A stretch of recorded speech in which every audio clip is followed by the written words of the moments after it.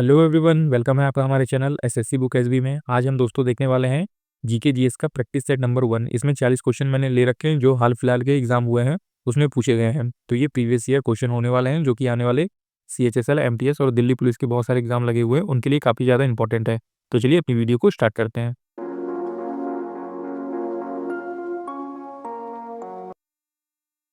तो आइए दोस्तों हम अपना पहला क्वेश्चन देखते हैं। तो हमसे पहला क्वेश्चन पूछा गया है कि ये भारत के निम्नलिखित में से किस क्षेत्र में उष्णकटिबंधीय सदाबहार वन पाए जाते हैं। तो आपसे पहला क्वेश्चन एक पूछा गया है कि भारत का कौन सा ऐसा हिस्सा है जहाँ पे उष्णकटिबंधीय सदाबहार वन पाए जाते हैं।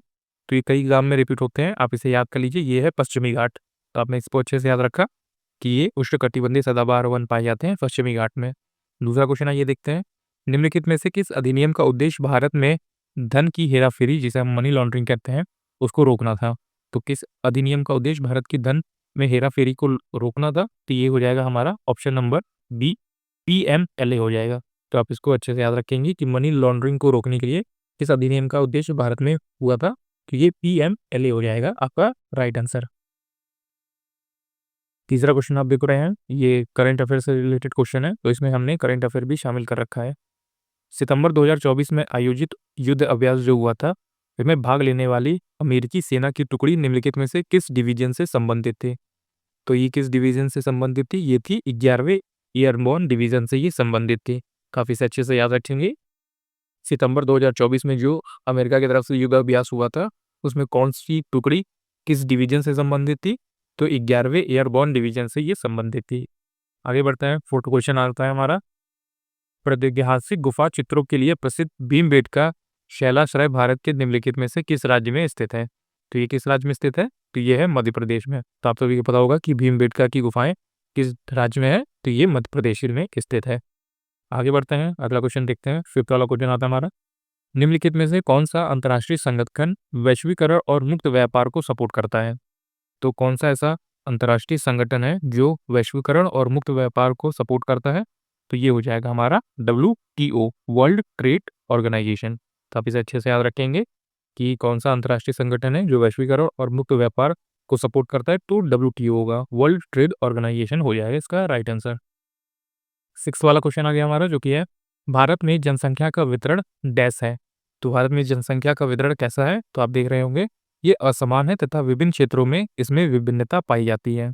तो भारत की जनसंख्या हर राज्य में आपने देखा होगा कि एक जैसा नहीं है। कहीं के लोग ज़्यादा पढ़े लिखे हैं, कहीं लड़कियां ज़्यादा है, कहीं मेल्स ज़्यादा है। तो इस तरह से भारत में जो है एक असमान जनसंख्या वितरण है, जो कि अलग अलग जगहों पे अलग अलग पाई जाती है। तो इस तरह से हम ऑप्शन नंबर बी को सही टिक करेंगे। आगे बढ़ते हैं, सातवां क्वेश्चन आता है हमारा, जो कि है भू सामग्रियों की संचलन के संदर्भ में शैलों, जिसे रॉक्स कहेंगे, उसका अपक्षयण न होने पर क्या होगा। तो इसका अपक्षयण न होने पर क्या होगा। ये अपर्दन नग्न होगा। तो आप इसका राइट आंसर याद रखेंगे। ये जियोग्राफी से क्वेश्चन पूछा गया है कि भू सामग्रियों के संचलन के संदर्भ में रॉक्स का अपक्षयण न होने पर क्या होता है। तो अपर्दन ना के बराबर होगा। मतलब कि मिट्टी जो है वो जल्दी से खराब नहीं होगी। जो रॉक शेल होती हैं उनकी मिट्टियाँ जल्दी खराब नहीं होंगी। आगे बढ़ते हैं, आठवां क्वेश्चन आता है हमारा, जो कि है बुद्ध के पूर्ण अस्तित्वों में से एक का विवरण देने वाली एकल तथा कथा को निम्नलिखित में से किस नाम से जाना जाता है। तो ये किस नाम से जाना जाता है। ये जाना जाता है जातक कथाएं। तो आप अच्छे से याद रखेंगे कि बुद्ध के पूर्व अस्तित्वों में ऐसा विवरण देने वाली एकल कथा को जातक कथाएं के नाम पर जाना जाता है। आगे बढ़ते हैं, अगला क्वेश्चन आता है हमारा, नाइन्थ वाला क्वेश्चन है, सफाई की गुणवत्ता को बेहतर बनाने और डिटर्जेंट को गाढ़ा करने के लिए गैर आयनिक डिटर्जेंट अभिक्रियाओं में से किस अम्ल का उपयोग किया जाता है। तो किस अम्ल का उपयोग किया जाता है। तो इसका राइट आंसर हो जाएगा, ये हो जाएगा सिट्रिक एसिड का इसका उपयोग किया जाता है। तो सफाई और अच्छे से हो सके और डिटर्जेंट जो हमारा कपड़े धोने का साबुन होता है उसको और गाढ़ा बनाने के लिए हम उसमें अगर ये सिट्रिक अम्ल डाल देंगे, एसिड डाल देंगे, तो कपड़े और भी अच्छे से धुल पाएंगे। तो ये है इसका राइट आंसर। आगे बढ़ते हैं, 10th वाला क्वेश्चन देखते हैं हमारा, निम्नलिखित में से किस भारतीय राज्य में वर्ष 2025 में 38वें राष्ट्रीय खेल की मेजबानी की है। तो ये भी करंट अफेयर से क्वेश्चन हो जाएगा हमारा। तो इसमें पूछा गया है कि ऐसा कौन सा भारत का राज्य है जहाँ पे 2025 में 38वां राष्ट्रीय खेल का आयोजन हुआ है। ये हो जाएगा हमारा उत्तराखंड। तो उत्तराखंड आपका राइट आंसर हो जाएगा। आइए दोस्तों आगे बढ़ते हैं अपने 11वें क्वेश्चन पर, स्वदेशी CAR-T थेरेपी ने बी AAL और किस अन्य रक्त कैंसर के विरुद्ध अधिकतम प्रभावकारिता दर्शाई गई है?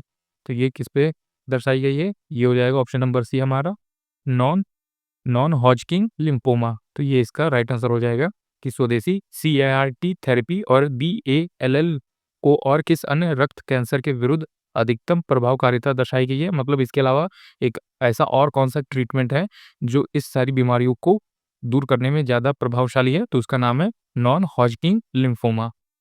आगे बढ़ते हैं, अगला क्वेश्चन आता है 12th वाला क्वेश्चन देखेंगे। दिल्ली सल्तनत के दौरान भारत आए मोरक्को के यात्री इब्ने बतूता के अनुसार डाक प्रणाली की वह पद्धति जिसमें शाही घोड़ों का उपयोग पैकेजों तथा स्थानांतरण करने के लिए किया जाता था, उसे क्या कहते हैं? तो उसे क्या कहा जाता था? उसे उलुक कहा जाता था। तो ये आप याद रखेंगे कि ये दिल्ली सल्तनत से जुड़ा हुआ है उलुक, और इसका मतलब क्या होता है? डाक प्रणाली की वो पद्धति है जिसमें शाही घोड़ों का उपयोग पैकेजों को स्थानांतरित करने के लिए किया जाता था। मतलब कि बड़े-बड़े पैकेज बनाए जाते थे और उन्हें घोड़े की सहायता से इधर से उस तरफ ले जाया जाता था। इसी का नाम उलूप रखा गया था। आगे बढ़ते हैं और देखते हैं अपना 13 क्वेश्चन। तो ये आता है हमारा, किसी राज्य का सर्वोच्च विधि अधिकारी कौन होता है? तो ये पॉलिटी से रिलेटेड क्वेश्चन है, आपसे अच्छे से याद रखेंगे।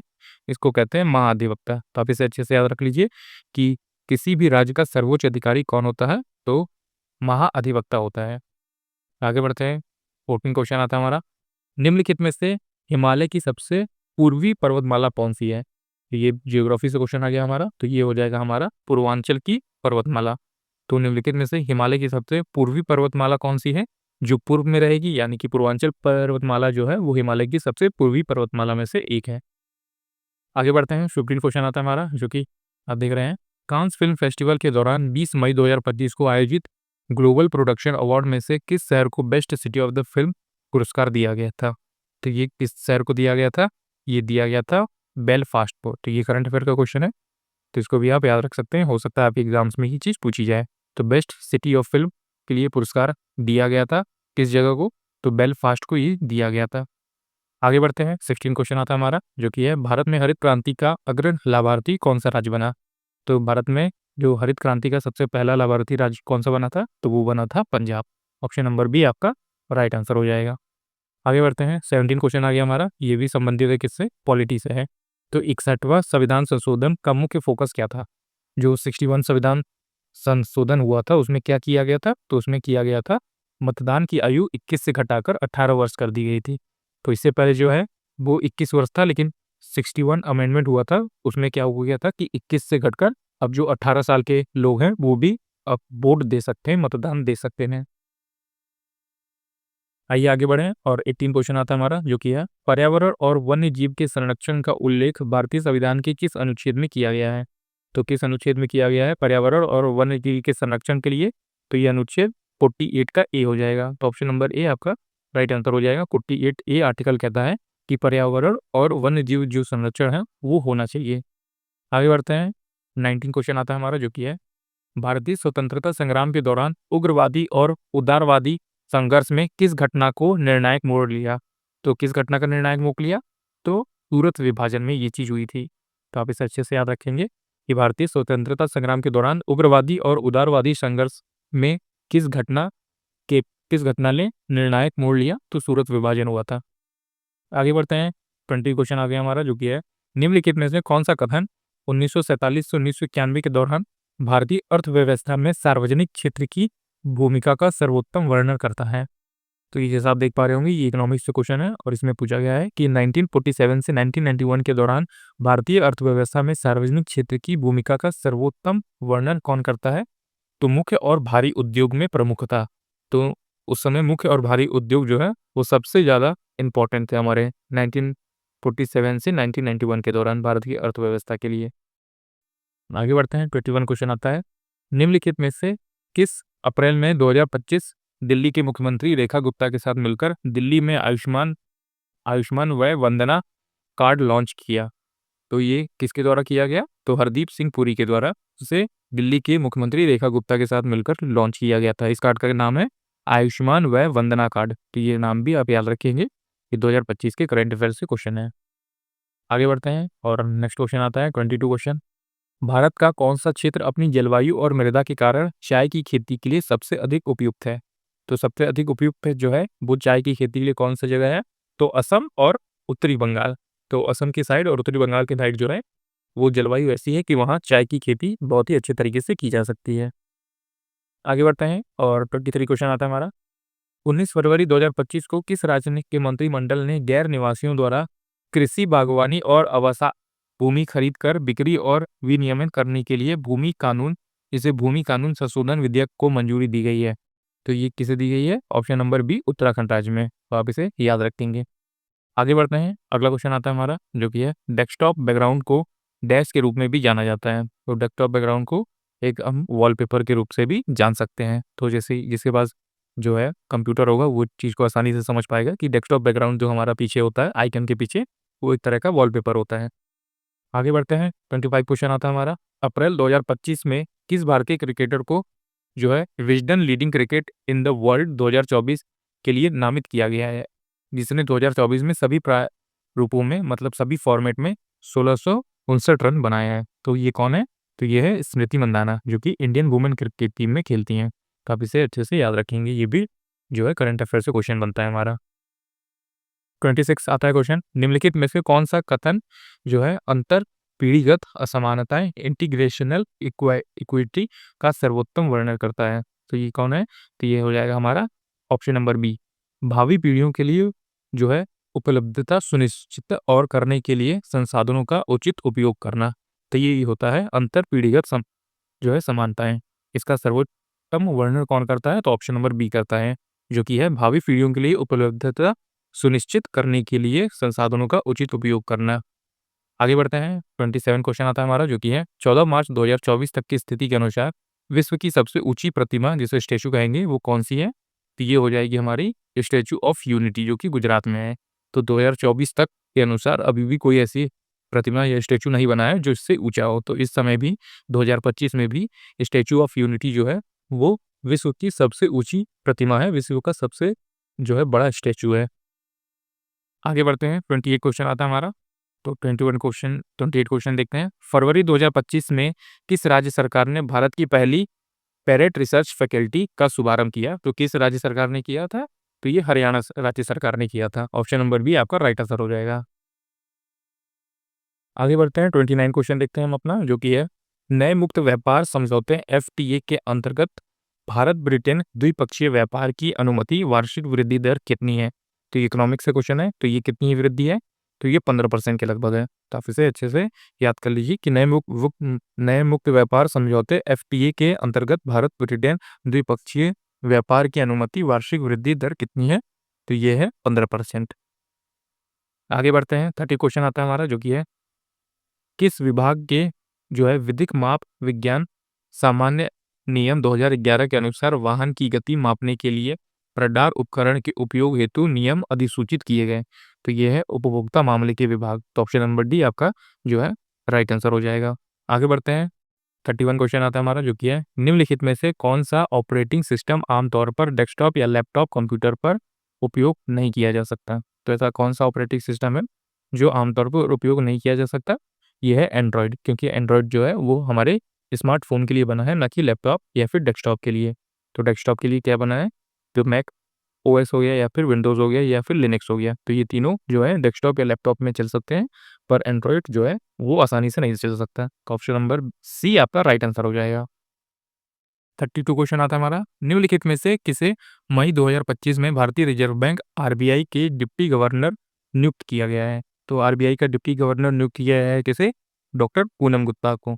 तो आपसे राइट आंसर हो जाएगा option number D, doctor Poonam Gupta जो है आरबीआई मई 2025 में आरबीआई की नई डिप्टी गवर्नर नियुक्त हुई हैं। आगे बढ़ते हैं, अगला क्वेश्चन आता है, 33 क्वेश्चन है हमारा जो कि है विभाजन के समय वर्तमान उड़ीसा के कितने छोटे राज्यों को भारतीय संघ में एकीकृत किया गया? तो कितने राज्य थे? तो 26 थे। कितने छोटे राज्य थे ये भारतीय संघ में एकीकृत किए गए? 26 राज्य थे।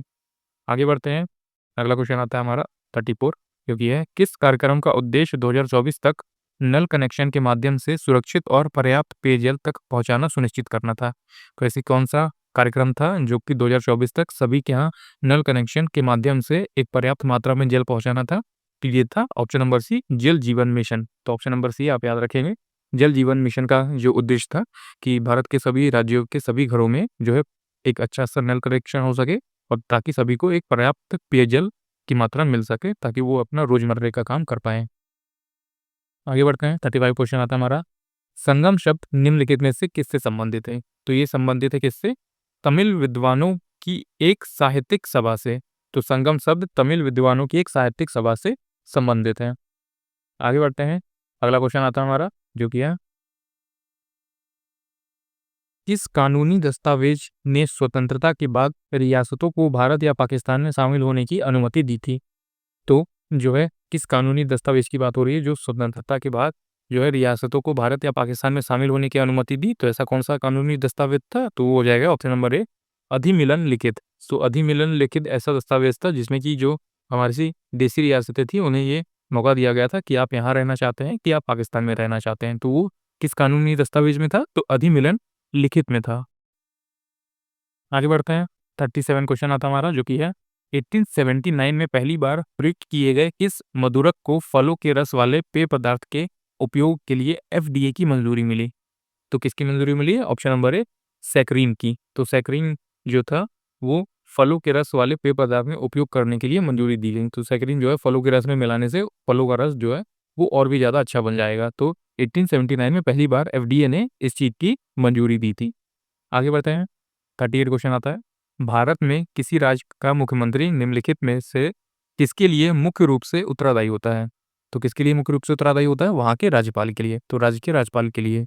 आगे बढ़ते हैं, अगला क्वेश्चन आता है 39, निम्नलिखित में से कौन सा तत्व जो है एक्टिनाइड वर्ग के तत्वों के अंतर्गत आता है?